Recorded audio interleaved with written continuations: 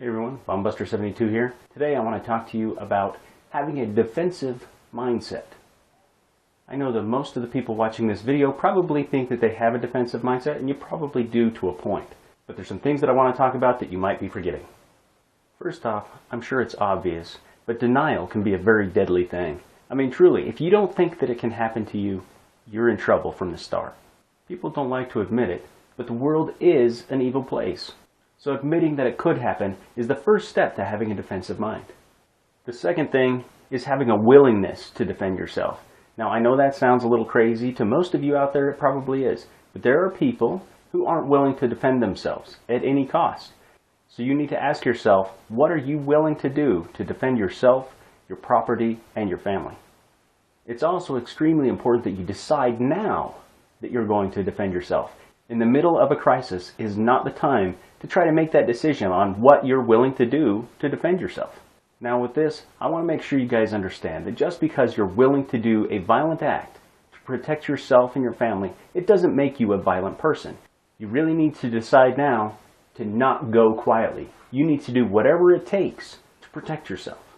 You also need to be aware that adrenaline and fear can cause a person to freeze up. It can cause a person to run away. It can cause a person to do things that they weren't expecting to do.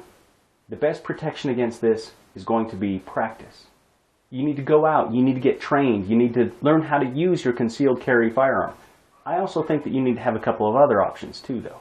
The military, in a combat situation, uses what's known as an escalation of force. These are rules that you live by in order to build up to deadly force. Now that doesn't mean that you can't skip all the interim steps, because if things are that bad, you need to skip to that deadly force.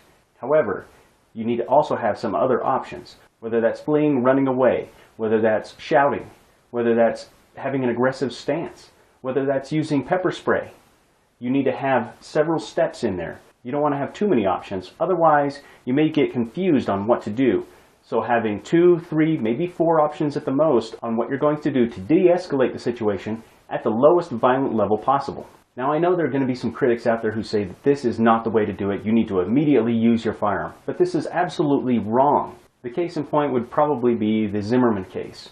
Now, I'm not saying that he did right or wrong, because I don't want to sharpshoot that. I'm not going to armchair quarterback that.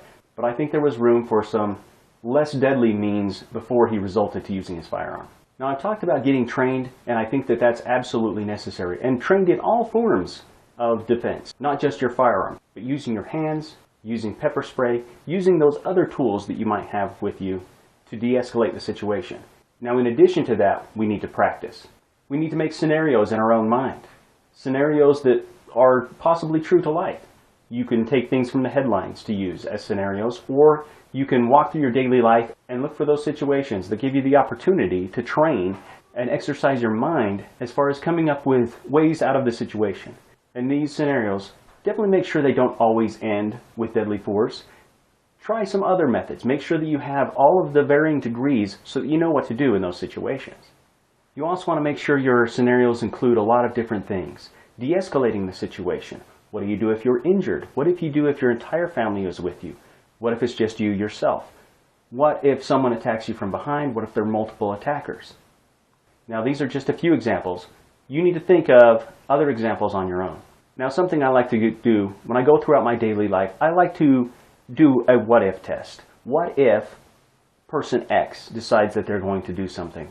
What if I'm eating lunch in a restaurant and someone walks in and they decide to hold up the cashier? What am I going to do in that situation? Now, really, a lot of this really depends on the situation. Do I defend them, or do I kind of keep to myself and stay quiet and try to stay out of the way? I'm not saying one answer is right and one answer is wrong. You need to figure out what's right for you. And the way I do that is to go throughout my daily life and come up with scenarios that might put me in a defensive situation. And think about how I might try to de-escalate it first and move throughout my escalation of force methods. And finally, how I'm going to react if I have to use deadly force. So I hope you guys like this video on the development of a combat or a defensive mindset. If you guys like this video, be sure to subscribe. If you have any comments, leave them below. And until next time, take care and be safe.